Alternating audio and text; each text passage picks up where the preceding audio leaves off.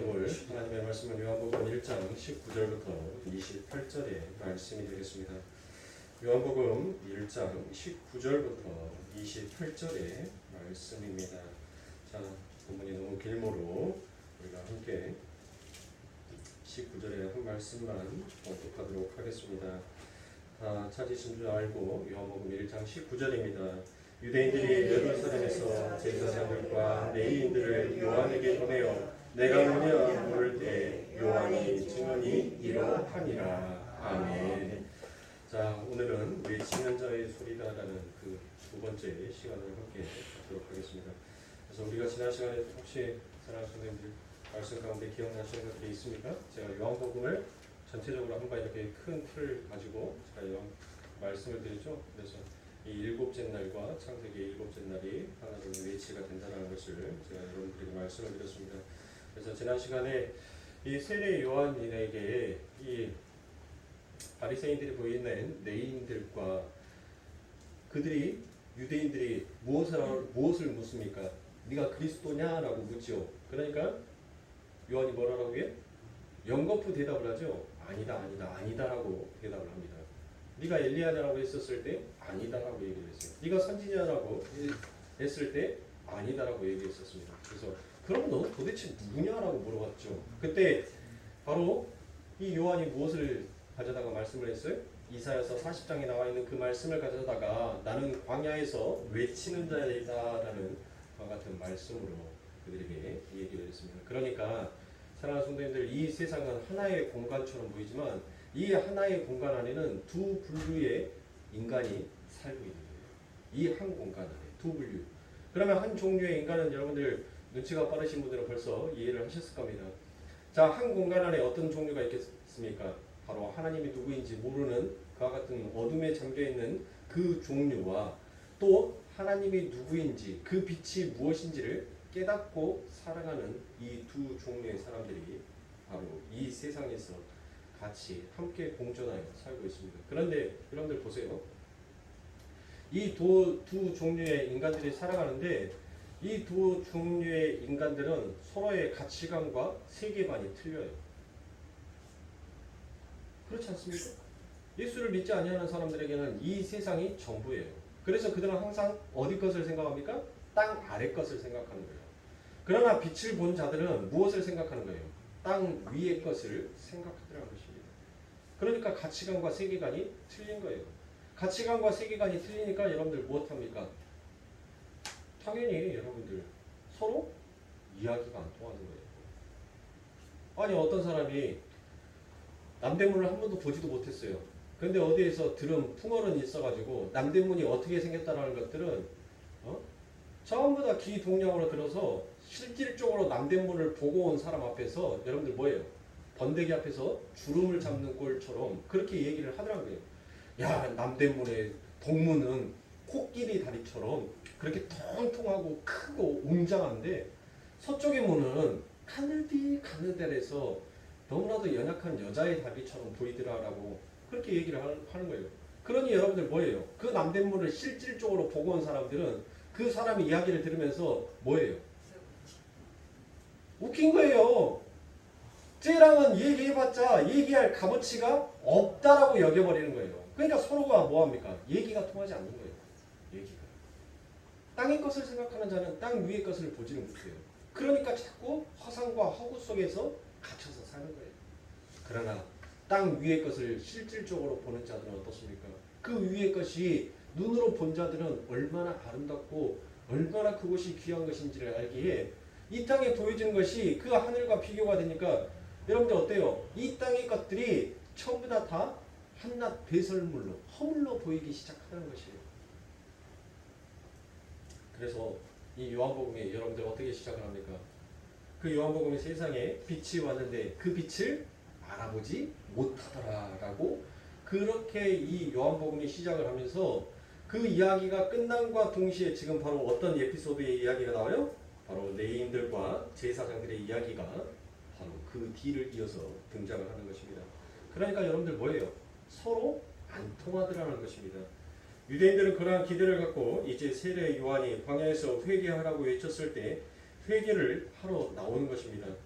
여러분들 한번 생각해 보십시오. 얼마나 교만하고 아나무인이며 표독스러운 그 바리새인들과 서기관들이 세례 요한에게 와서 세례를 받으러 오자고요. 또한 그들 앞에서 여러분들 뭘 했습니까?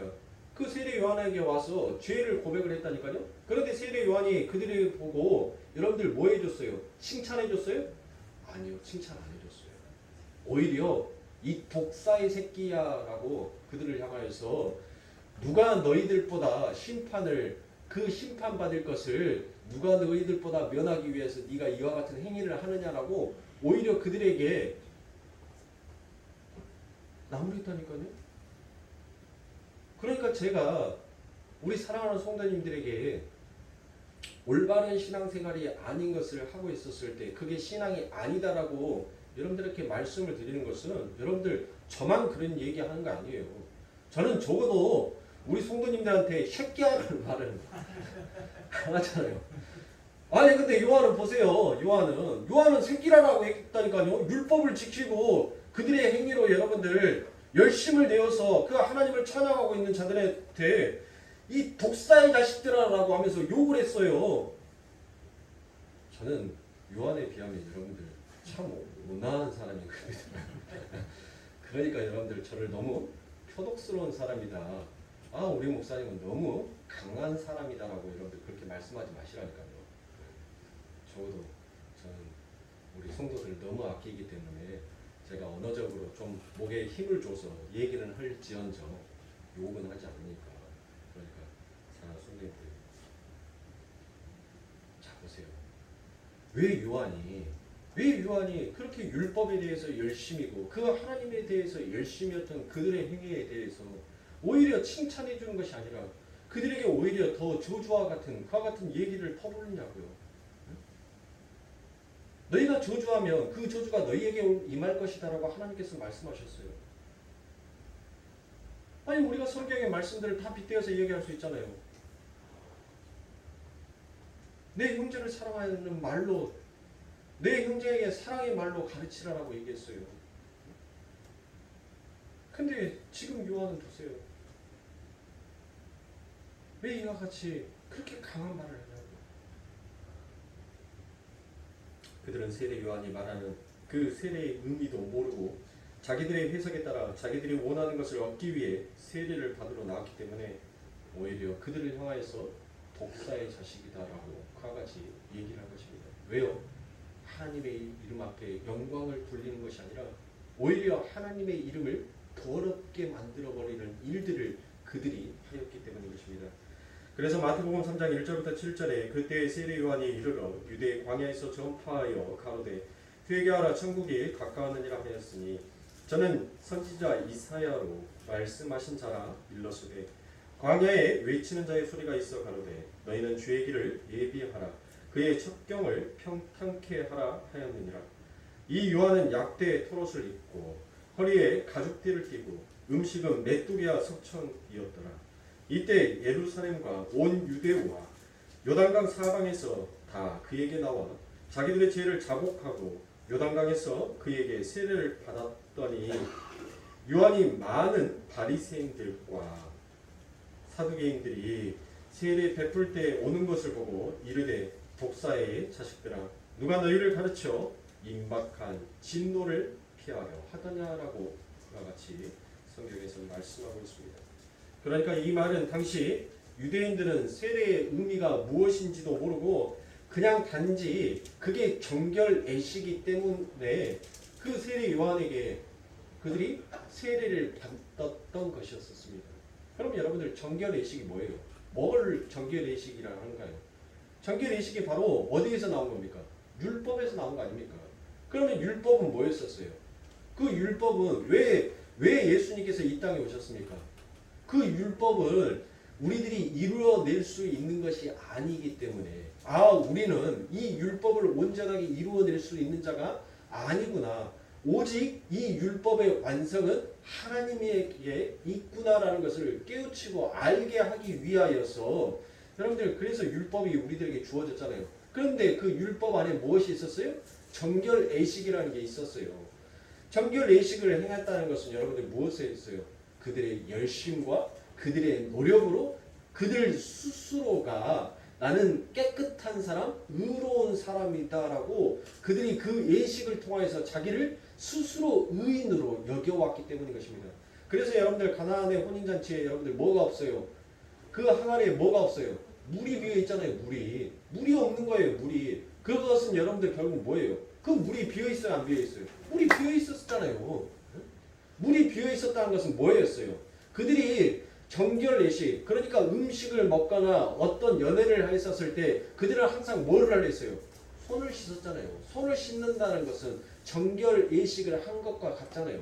그래서 그 바리새인들이 어찌하여 당신의 제자들은 손을 씻지 아니하고 그 음식을 먹습니까? 왜 정결 예식을 하지 않고 그 더러운 것을 더럽게 먹어버립니까? 라고 그들 예수님 앞에 묻는 거죠. 그래서 예수님께서 뭐라고 얘기합니까?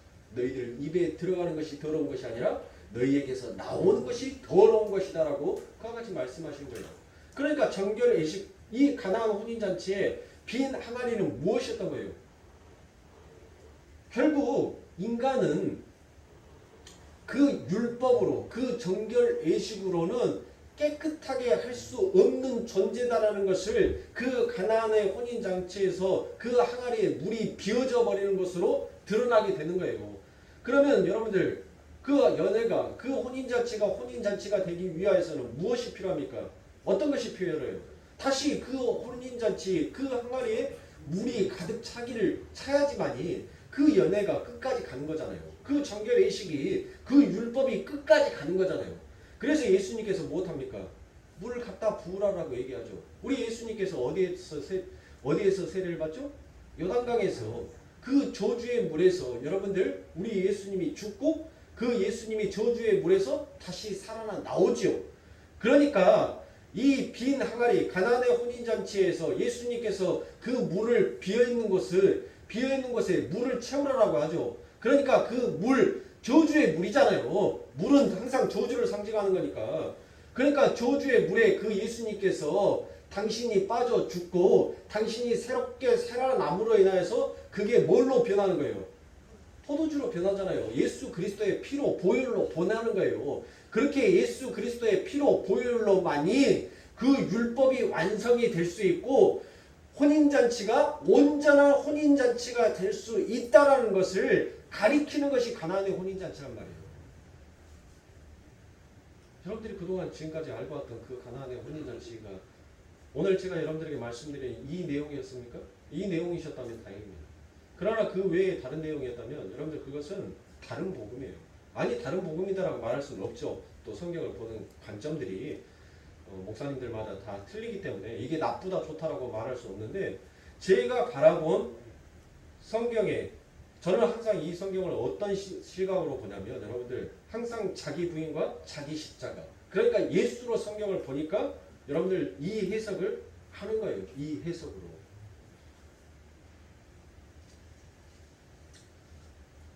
그러니까 세례 요한이 세례는 죄인들을 구원할 예수 그리스도의 죽으심과 살아나심을 바로 예표하는 그와 같은 세례였던 것입니다. 그런데 그들이 착각을 한 것입니다.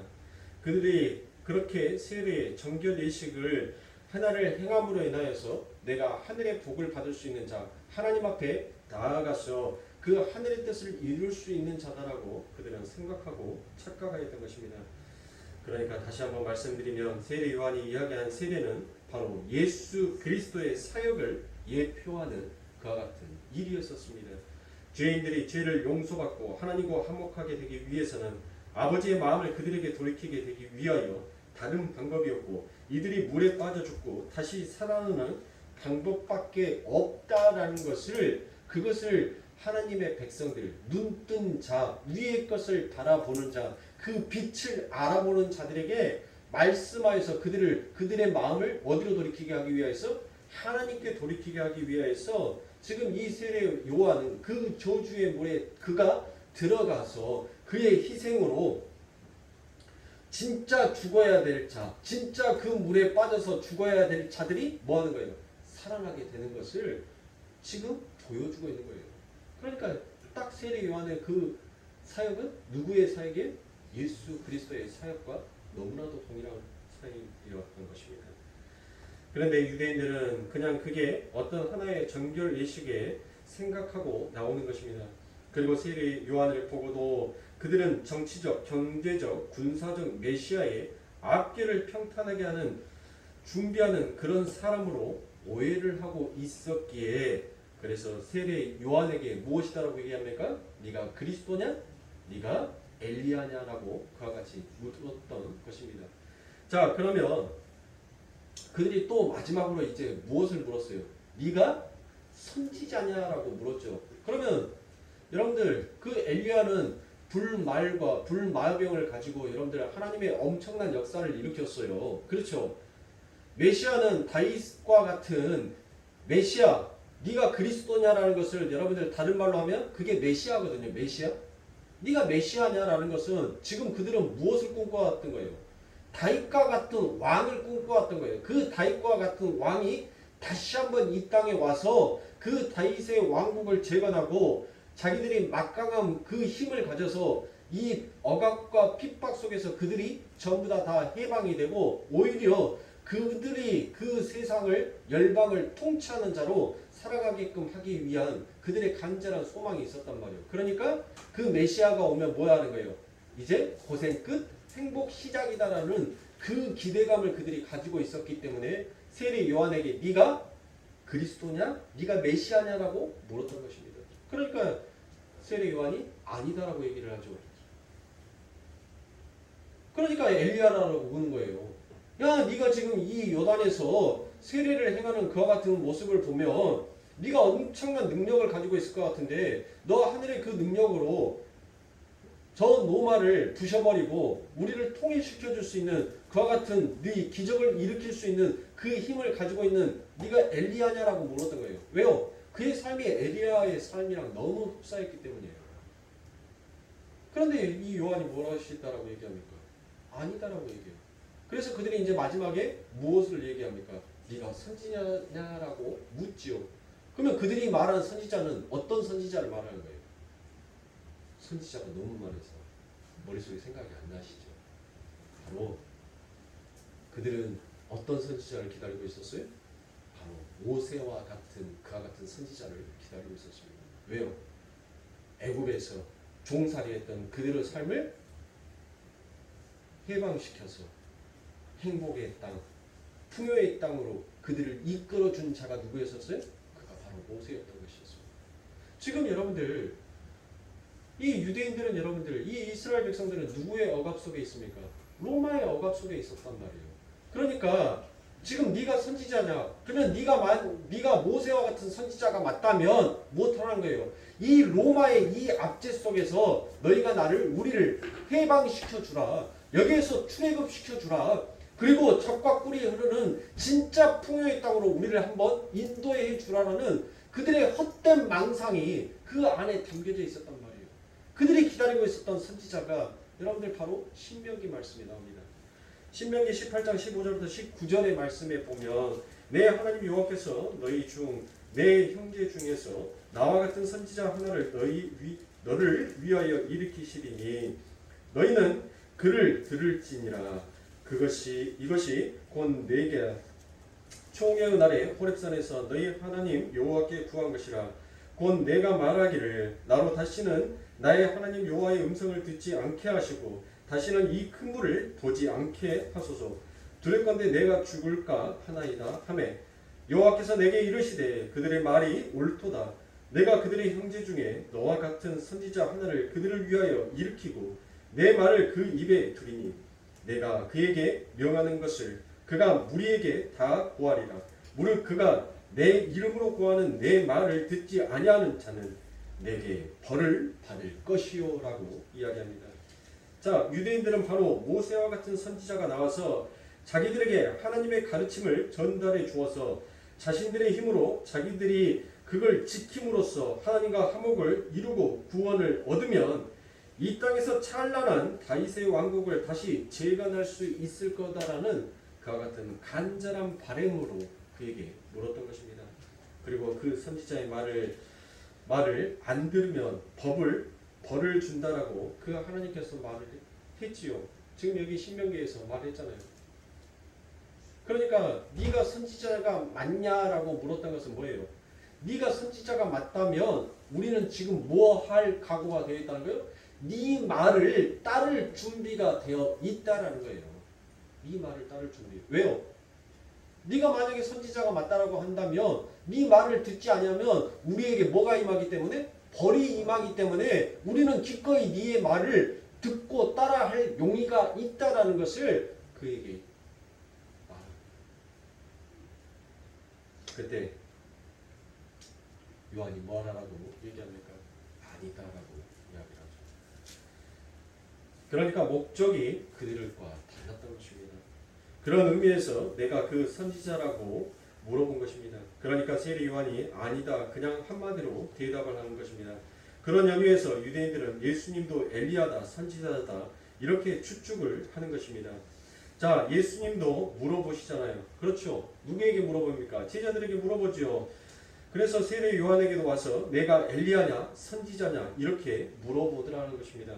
바로 마태복음 16장 13절부터 14절의 말씀에 보면 예수께서 가이사랴 빌립보 지방에 이르러 제자들에게 물어 가라사대 사람들이 인자를 누구라 하느냐라고 묻지요. 그때 그 제자들이 무엇이다라고 얘기합니까? 가로되 더러는 세례 요한, 더러는 엘리야, 어떤 애는 에레미야 선지자 중에 하나이다라고 이와 같이 얘기를 하더라는 것입니다. 이렇게 빛을 보고 빛 속에 들어온 사람들은 아직 어둠 속에 놓여 있는 사람들을 보고 듣고 생각하는 것을 다른 세계 속에 살고 있는 것입니다. 그러니 여러분들 그들과 전혀 대화가 통하지 않습니다. 빛으로 들어온 사람은 세계관이 바꾸어집니다. 가치관이 따라서 바뀌게 되더라는 것입니다. 그래서 어둠이 있는 사람들과 이제는 대화가 안 통합니다. 그리고 서로의 행동 양식도 이해를 할 수가 없더라라는 것입니다. 그런데 우리가 이 땅에서 그 경험을 반드시 하게끔 되어 있더라는 거예요. 그래서 주님께서도 자신이 메시아라는 것을 굳이 밝히지 않으신 것입니다. 그들이 기다리고 기다렸던 메시아는 바로 예수님이 담고 있는 그와 같은 내용과 전혀 다른 메시아였기 때문입니다. 그렇지만 모든 사람들에게 그분이 메시아다라는 것을 감춘 것은 아니죠. 그렇죠? 예수님의 제자 중에서 그 예수 그리스도가 메시아다라는 것을 알아본 자가 있었어요. 누구예요? 바로 베드로인 것입니다. 베드로가 뭐라고 얘기합니까? 주는 그리스도시요 살아계신 하나님의 아들이다라고 그와 같이 얘기했죠. 그러니까 주는 그리스도시요라고 되어 있는 이 말이 히브리어로 보면 뭐예요? 메시아이에요. 메시아. 그러니까 빛으로 들어온 사람들에게는 대화가 통하는 사람들에게는 그 하늘의 언어를 이야기할 때 그들이 알아먹게 되더라는 것입니다. 그런데 알아듣지 못하는 사람들에게는 아예 이야기를 조차도 뭐예요? 안 하는 거예요. 이야기조차도 하지 않더라는 것입니다. 지금 세례 요한이 성의롭게 엉뚱한 대답을 한 것도 바로 그와 같은 연유에서 하는 것이에요. 저와 여러분은 정말 빛의 세계로 들어온 분들이 많나요? 정말 서로가 얘기를 하는데 여러분들 어때요? 정말 얘기가 잘 통하고 있습니까? 아무리 목사가 이야기해도 못 알아듣는 사람들은 끝까지 못 알아먹습니다. 복음이 무엇인지 정리가 되지 않는 사람들은 전혀 그 하나님의 말씀을 똑같이 듣는데 어떤 사람은 그 하나님의 말씀을 이해하는가 싶으면 어떤 사람은 전혀 이해하지 못하므로 엉뚱한 말을 하게끔 되어 있더란 것입니다. 바로 빛이 세상의 삶에 올린 십자가의 삶의 원리로 사는 사람과 세상의 삶의 원리로 사는 사람과는 여러분들 당연히 차이가 있을 수 있는 거예요. 차이가. 제가 여러분들에게 헬라어로 얘기를 한다면 여러분들 그 뜻이 무엇인지 그 말이 무엇인지 여러분들 알아들으실 수 있겠어요? 저 헬라어 유창하게 하는 것도 아니지만 네. 못 알아먹잖아요. 우리가 서로 이야기가 통한다는 것은 여러분들 어떨 때 이야기가 통한가요? 여기서 제주도 안 갔다 오신 분들 없죠? 제주도 다 갔다 오셨잖아요. 제주도 어디 갔더니 무엇이 있고 무엇이 있고 무엇이 있더라. 자, 여러분들 어때요? 거기 가서 보고 구경하고 경험하고 내 손으로 맛보니까 여러분들 어때요? 그 이야기를 했었을 때 맞아. 거기에서 조금만 어디만큼 가니까 거기에 또 어떤 것들이 있었어. 거기도 참 좋았어. 그래 맞아. 거기 몇 시 정도에 무슨 시간에 무슨 계절에 가니까 또 다른 색깔이었고 또 다른 맛이 그 안에 있었어. 제주도 가가지고 흑돼지를 먹으니까 참 맛있었어. 고기는 좀 질기긴 했는데 그런데 그래도 거기 멜젓에서 찍어 먹으니까 그나마 개미는 있대 라고. 여러분들 어때요? 우리가 보고 우리가 경험하고 우리가 직접 안 지식에 대해서는 여러분들 어때요? 서로 얘기가 통하는 거예요. 그런데 제주도를 한 번도 갔다 오지 않는 사람한테 제주도에 어디로 가니까는 뭐가 있고 서귀포에 가니까 뭐가 있고 중문에 가니까 뭐가 있고 신제주와 구제주에 가니까 뭐들이 있더라 하니까는 연병하고 귀신 신하랄까 먹는 소리 하고 있네. 나는 광주 광역시를 벗어나 본 적이 없는데 뭔 소리 하고 있어. 광주 광역시, 이 대한민국에는 광주 광역시 외에는 아무 땅 아니요? 이러고 있는 사람한테 제주도 가니까는 어서 오세요 라고 얘기를 하면은 그 사람들이 알아먹냐고요. 못 알아먹잖아요. 마찬가지예요. 우리들은 예수 그리스도로 인하여서 여러분들 하늘을 본 자라니까요. 그 하늘의 세계가 어떠한 세계인지를 우리는 우리의 삶 가운데 경험을 했어요. 우리는 우리의 삶 가운데 그 맛을 본 자예요. 그렇기 때문에 여러분들 그것을 우리들의 손에서 놓지 못하는 거예요. 그런데 그 놓지 못함이 여러분들 무엇해요? 자기의 열심, 자기의 노력, 그것으로 쟁취하려고 하니까 거기에서 문제가 일어나더라고요. 그들이 먹어본 만나, 그들이 먹었던 메추라기, 그들이 그 광야 40년 동안 신고 걷고 걸었던 그 신이 그 옷이 닳지도 않았던 그 기적, 다윗 왕국이 재건이 되고 그 솔로몬의 지혜가 넘칠 만큼 그 많은 풍요들이, 여러분들 그들은 뭐 했어요? 경험했고 맛봤고 보았기 때문에. 그래서 그들은 꿈을 꾼 거예요. 그런데 그것을 통해서 누구를 꿈꾸라라고 하나님께서 주신 거예요? 바로 하나님을 꿈꾸라라고. 너희의 처음의 자리가 어딘지 너희들이 알았었을 때 나 여호와가 너희들에게 행하여 일할 것들이 이와 같은 것이다라는 것을 너희들은 의심치 말고 믿으라라고 하나님께서는 그들의 삶 가운데 주었는데 그들은 그들의 열심을 거기에다 집어넣는 것입니다. 저와 여러분도 마찬가지예요. 우리가 오늘 이 자리에 앉아서 하나님을 찬양하는 것도 대부분 내가 운전해서 내가 걸어서 여기에 왔다라고 여러분들 생각하지만 그 주님의 이끄심이, 그 주님의 인도하심이 아니면 우리는 결코 이 자리에 앉아있을 수 있는 자가 못 됩니다. 이 자리에 서서 하나님의 말씀을 선포한다고 이 자리에 서 있을 수가 없어요. 그게 하나님의 은혜인 것입니다. 우리는 그것을 깨닫고 가자는 것입니다. 그거에 대한 열심을 내셔야 되는 거예요.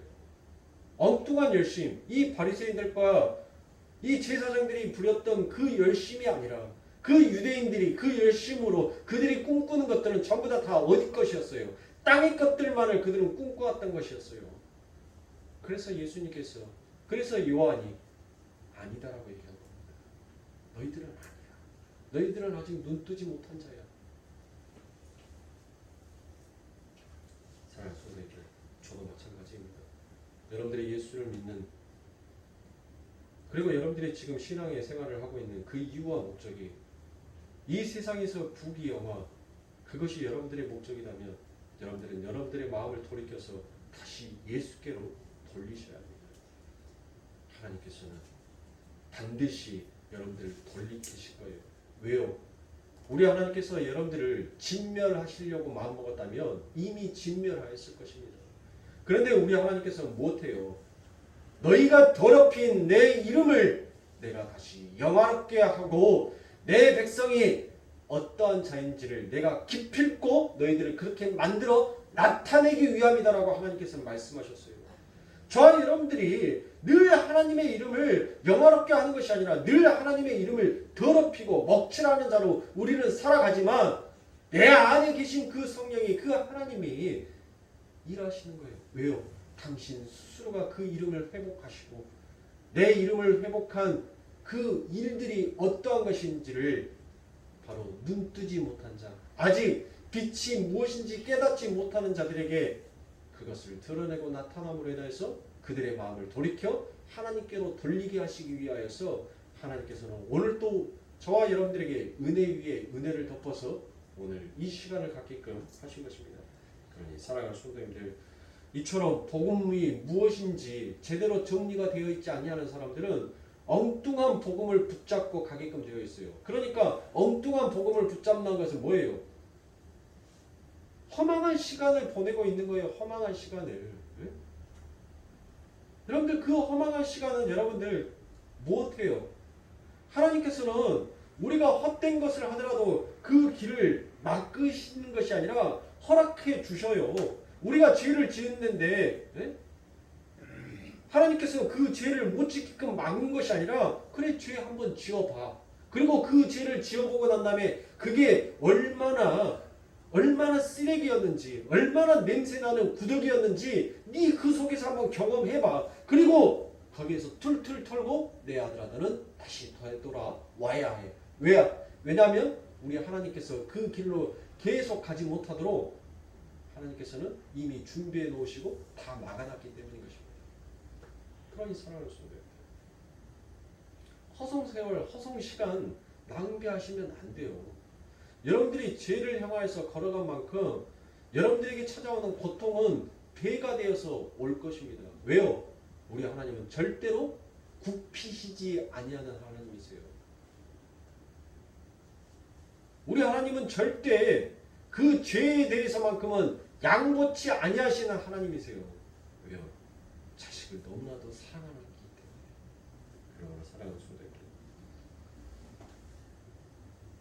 우리는 이처럼 세상의 사람들과 우리가 바라보는 그 복음이 다르다는 것을 여러분들 깨달으시고 진짜 여러분들 그 복음이 무엇인지를 여러분들 들으셔야 돼요. 들으셔야 된단 말이에요. 그리고 그 복음 속에서 여러분들 듣는 거에 그치는 것이 아니라 그 복음이 나에게 지금 눈을 떠서 무엇을 보게 하는지 여러분들 그것을 온전하게 볼 수 있어야 하는 것입니다. 그게 신앙이에요. 그 일을 지금 우리 예수님께서 하고 있어요. 예전에 어떤 책에 이런 내용이 본 적이 있습니다. 한자에서 듣다라는 뜻을 가진 단어가 두 가지가 있습니다. 바로 문과 청입니다. 들을 문, 들을 청. 바로 이 두 한자 모두 다 듣다라는 그와 같은 내용을 갖고 있습니다. 그런데 여러분들 이 두 한자는 각각의 뜻이 다릅니다.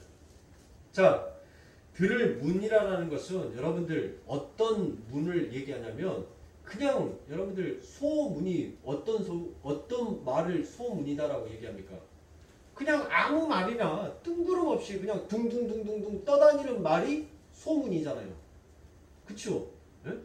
그러니까 무작위로 흘러나오는 말, 그런 말들을 들을 때 바로 들을 문자를 쓰는 거예요. 그래서 우리들이 주로 그 말을 어떨 때 쓰냐면 소문이다라고 할 때 그 문자를 많이 써요.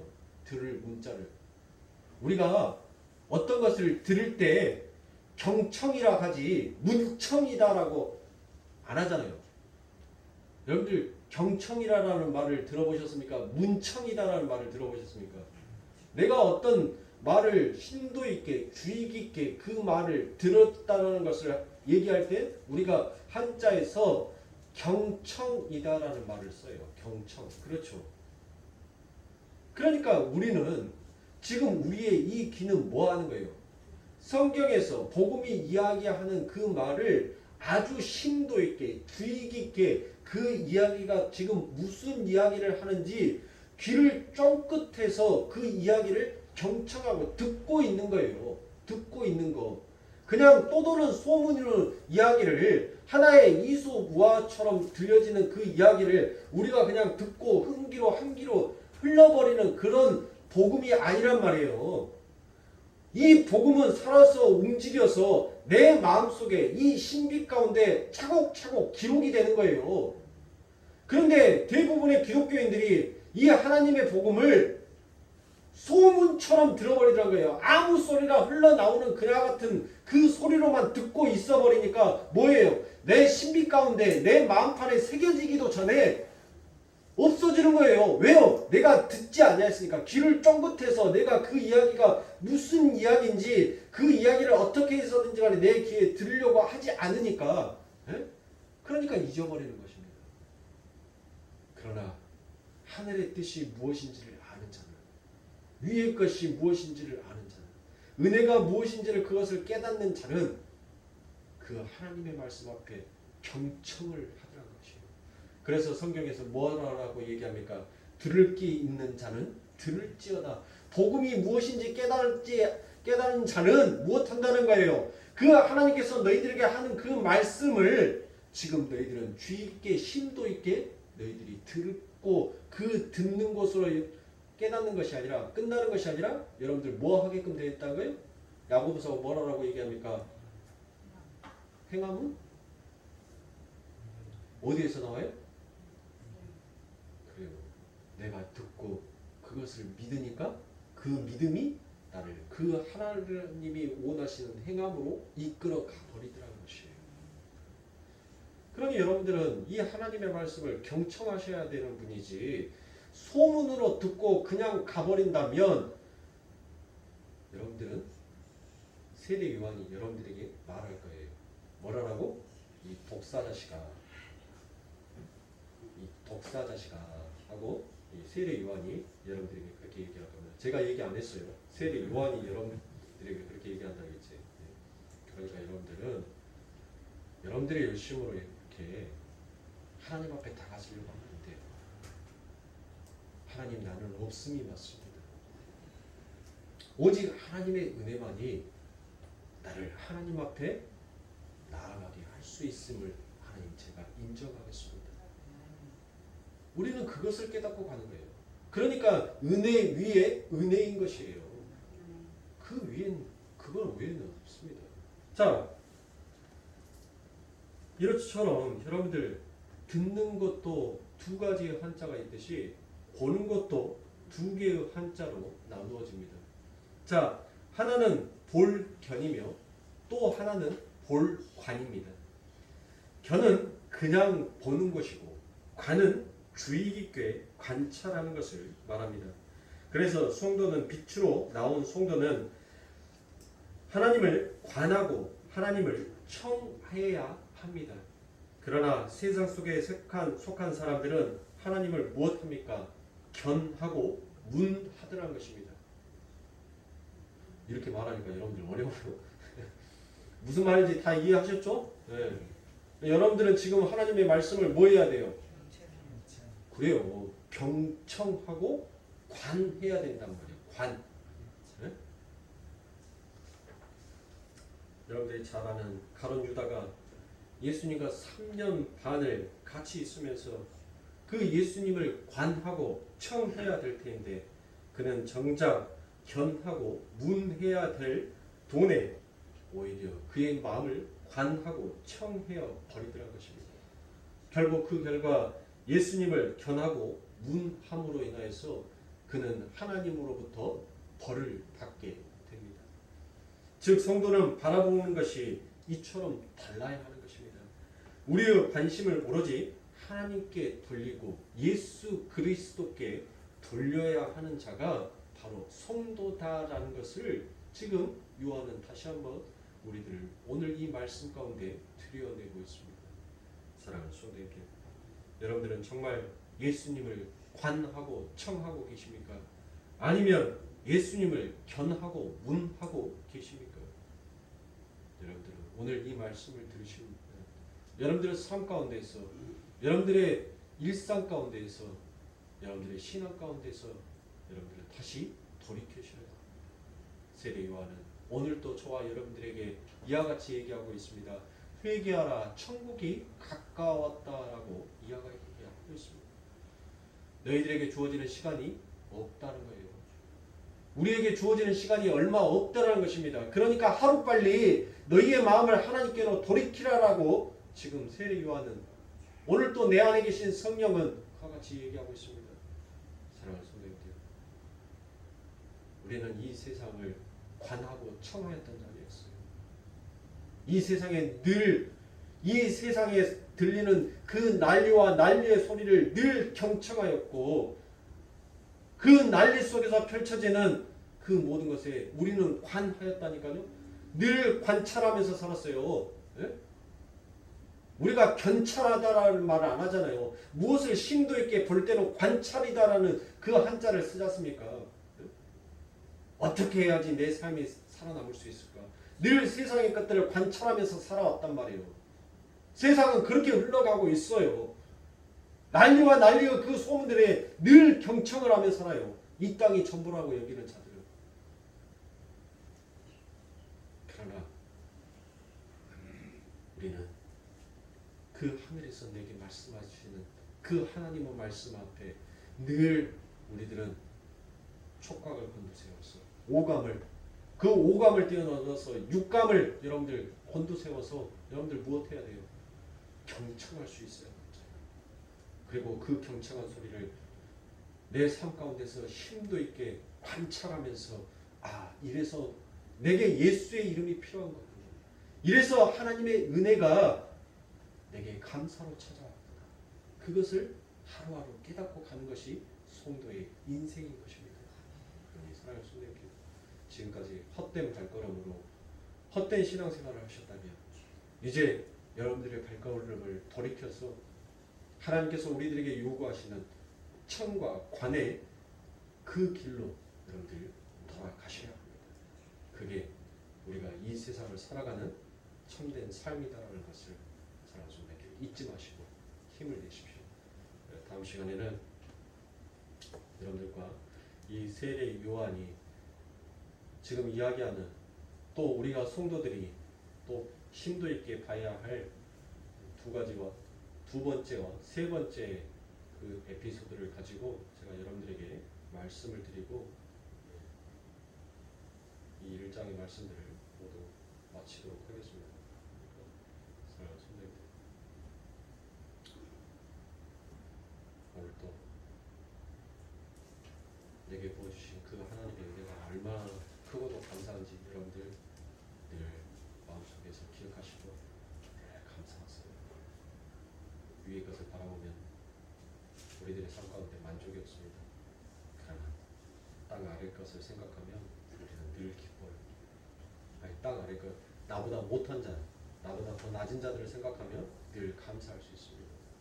제가 어제 한 11시 정도에 이렇게 TV를 보다가 아프리카에 대해서 나왔는데, 그 케네디라는 한 9살짜리 아이가 하루에 7시간을 노동을 해야지만이 간신히 그가 식량으로 얻을 수 있는 것은 고구마 3개를 얻을 수가 있습니다. 7시간을 땔감을 만들기 위하여서 그 9살짜리가, 그래서 굉장히 그 아이가 나와서 얘기하는 것이, 6살 때 엄마 아빠가 두 분이 다 돌아가셨었어요.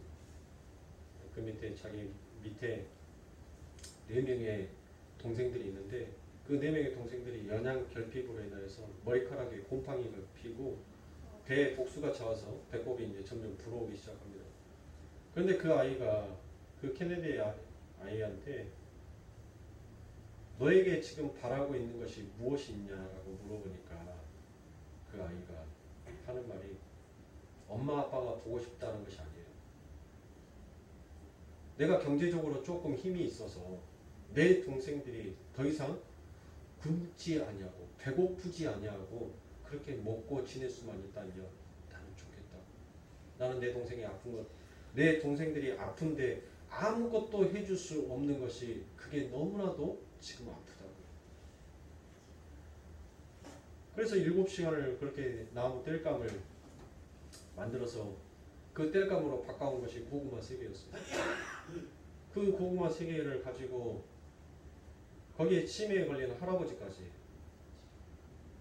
그렇게 해서 그 가족들이 6명이나 되는 그 아이들이 고구마 3개로 이렇게 먹는데 여러분들 어때요? 응? 할아버지는 치매에 걸렸으니까 이게 많은지 적은지 몰라요. 할아버지 혼자서 그 고구마 큰 것을 하나를 손에 잡고 계십니다. 이제 고구마 2개 가지고 그 6명이서 그 케네디와 나머지 동생들이 그것들을 다 먹어야 돼요. 그 먹는데 여러분들 얼마나 배가 고픕니까? 그러니까 흰개미가 나무에다가 붙여놓은 그 흙을 먹어요. 배가 고프니까. 그것을 먹으면 안이 된다는 것을 그들 또 알고 있는데 먹을 것이 없으니까 그러니까 그 흙들을 먹더라고요. 우리는 여러분들 하나님 앞에 감사해야 될 이유가 얼마나 많습니까? 여러분들 한번 음식물 쓰레기통 한번 봐보세요. 그들은 먹을 것이 없어서 지금 21세기 아니 달나라에다가 어제 보십시오. 달나라에다가 인공위성을 싸는 그와 같은 엄청난 기술력이 발달한 지금의 시대를 살고 있는데 날아다니는 택시를 타고 다니는 그와 같은 시대를 살고 있는데 한쪽에서는 기하급수적으로 그 굶주림에 의해서 죽어가고 있다는 것이에요. 그런데 우리나라를 보세요. 우리들의 삶을 보라고요. 쓰레기통이 음식물 쓰레기로 넘쳐나고 있어요. 그들은 빵이 없어서 옥수수 죽이 없어서 고구마가 풍족하지 못해서 그들은 그 배고픔에 허기를 달래고 있는데 그 흙으로 간신히 연맹을 하고 있는데 우리가 무엇을 여러분들이 하나님 앞에 감사하지 못할 것이 어떤 것이 있냐고요. 여러분들 어디까지 더 내려가야지 여러분들의 삶이 어디까지 더 피폐해져봐야지 옛날에 하나님께서 부어주신 그 은혜가 정말 감사했구나 그것을 깨달으실 겁니까? 우리 하나님께서는 우리들에게 복 주고 계신 거예요. 늘 은혜의 은혜를 덧입히고 계신 것입니다.